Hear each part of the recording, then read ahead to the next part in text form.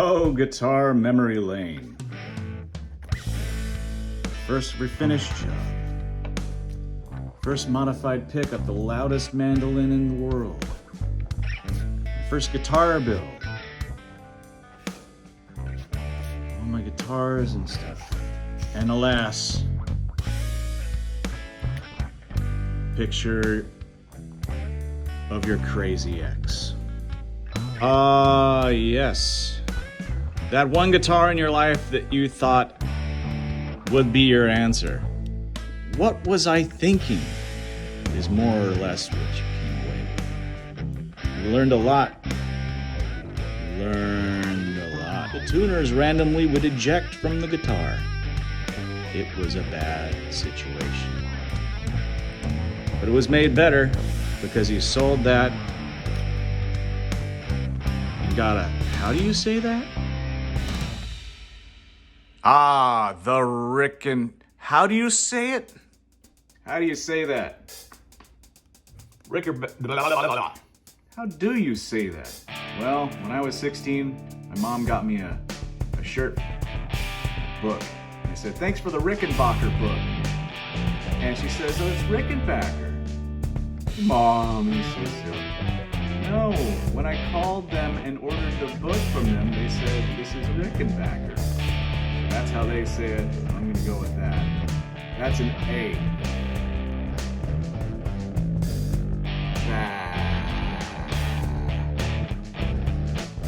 The other thing is everybody fails to mention how much that C looks like an R. So we should be mispronouncing it Rickenbacker. Okay, so now I know how to pronounce Rickenbacker. What are the models? I mean, what's the deal with that? They all have similar features, but they're all called something differently, aren't they? I mean, aren't these two kind of the same thing? No. This is the 330, venerable guitar, their hottest seller and main guitar. If you took this and rounded the edges over, added binding and deluxe inlays, you would have a 360, and it would also have Rico sound. 330 is pretty easy to spot, but this one here also has a slab body, but is a 370 WB. Well, a 360 WB, well, the same guitar before I added the pickup and went mad. Binding.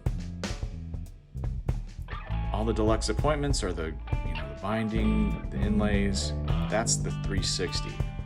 But with the slab body, it's a 360 WB, which means with binding, well, that really just means it on the front. Also known sometimes as the 360 OS, or the old style. But if it's bound like this, both sides, WB. Now, it's a 370. There's 1, 2, 3 pickups, which is a jump from the 330. 1, 2 pickups. But that's a 350, which has 1, 2, 3 pickups. But if I added another pickup to this, it's a 340. But if I had a shorter neck on this, it's a 320. Just go with it. Not stopping there, you get an immediate +5 if you add an accent vibrato to it. +5 in damage, just ask Pete Townsend. Here's what I do. There. Save yourself the trouble. Or just don't install it.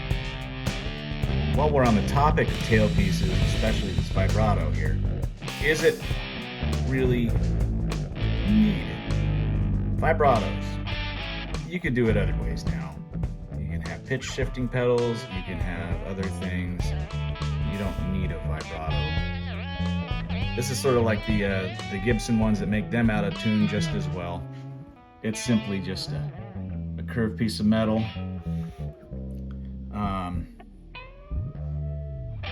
Purists may like them. That's fine. A lot of people also really like the R tailpiece.